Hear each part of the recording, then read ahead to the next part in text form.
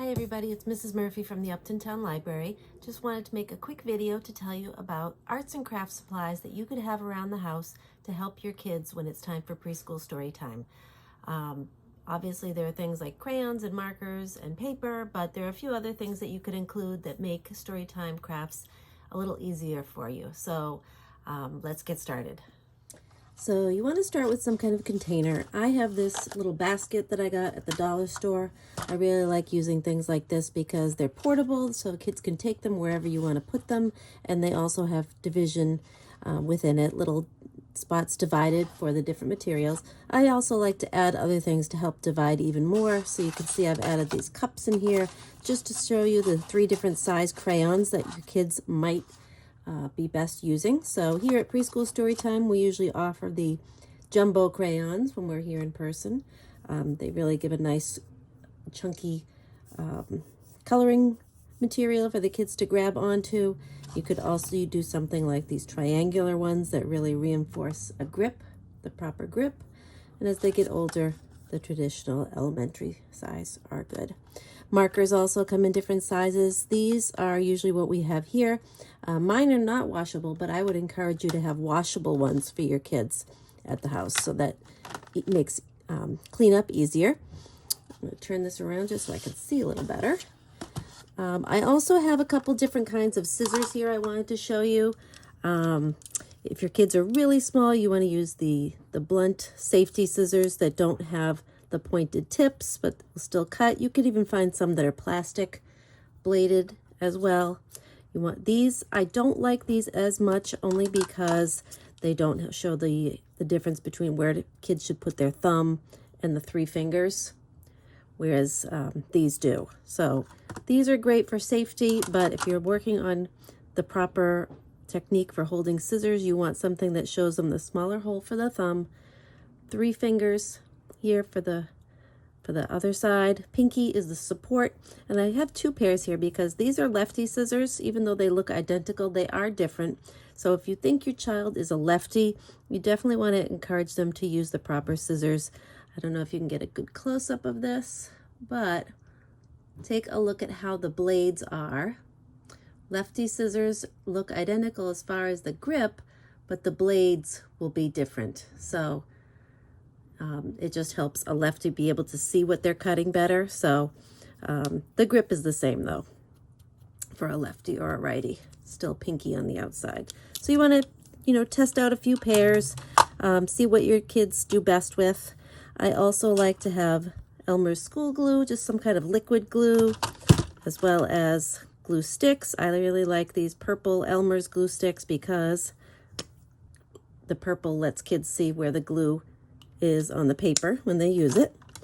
And you might want to have a bunch of those. They tend to go through very quickly. A hole punch is kind of nice. This takes a lot of muscle strength, so you'd be surprised how difficult something like this could be for preschoolers. So they may need help if you're ever using a hole punch, but those finger muscles need a lot of strengthening at this age. So that's why we do a lot of finger plays in story time. Paint brushes, different sizes. These are great. You hold them the same way as a pencil. These I tend to hold up near the top at this end. So just some different choices for paints. I like to have tempera paints here at the library, but watercolor paints are great for kids to use at home and teach them how to use that. You can paint pretty much on anything. Sometimes I even like to paint on newspaper, but something you could have at home for watercolor paints is the media paper. So let me show you that. That's just something I like to keep on hand. It's for mixed media, it's for painting, and you can get things like this at Walmart or craft stores. It just gives you a thicker paper for kids to paint on, and it doesn't turn the paper wrinkly. Let's see, sometimes if kids are old enough, you could have a pencil, a pen. Sharpies are permanent, so be careful if you give those to your kids. But this is just a nice assortment of materials, and a ruler, of course. They don't cost much. You can get things at the dollar store, and these might be things you have at home as well. So just a little tip on what you could include for craft materials at home. So here at the library, we have a lot of arts and crafts supplies. So it might not be something you have at home, but I wanted to show you our craft closet, things that we tend to keep for storytime crafts as well as other things we do here. So let's take a look. I can't promise you it's extremely clean, but it's somewhat organized. So I'm going to flip my screen around so you can take a look. Now, of course, you're not going to have a closet like this at your house or apartment to save things like this, but you can certainly put together an assortment of things for your kids while they're home. I like to save a lot of old containers. As you can see on the door, we've got lots of things organized by containers. So here we've got lots of things like googly eyes, different sizes, buttons, even old pharmacy containers I like to save and sort the buttons. What else do we have here? Pull back so you can take a look. Down here we've got all of our paint brushes. I like to use cups like this when putting materials out for the kids. It makes it easier for them just to grab them and put them back. We've got antique buttons in here, keychains, some old pebbles.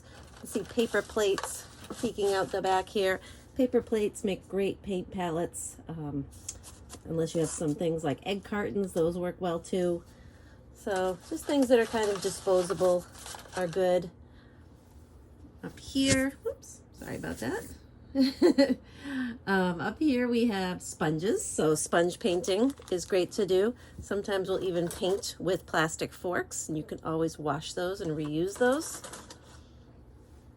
Let's see what else. Let's go into the closet and take a look. So you can see I've got a lot of things organized. We've got a whole box of string, yarn, crepe paper, craft scissors. Down here, we've got things labeled paper bags, raffia, corks. Corks are great for painting. Coffee filters or muffin liners, those make great crafts. Magnets, be careful with the little ones with those. We don't want anyone putting those in their mouths. Let's see what else. Googly eyes. Clothespins are great too. Those are great for practicing fine motor skills and strengthening those finger muscles. Toothpicks, pony beads, any kind of beads that encourage lacing skills are good. You can see we have a big stack of little old cups here. Those make great paint cups. Let's see what else we have in here I can share with you. Now, this is a whole bag of corks that we used one year. We did some shamrock painting and we put the 3 corks together to make a shamrock and just held them together with an elastic. So we saved those. Q-tips. You see a box of Q-tips down there. Those are really great for painting as well.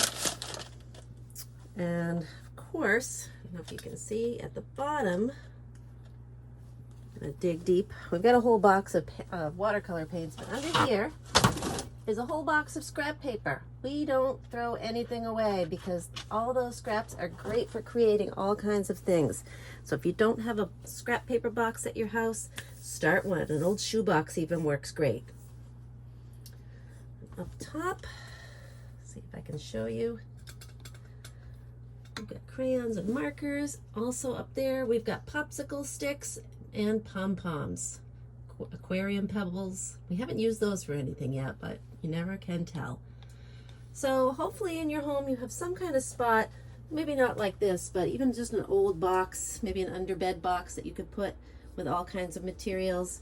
And again, if you have old containers to help sort things, it kind of helps keep it organized.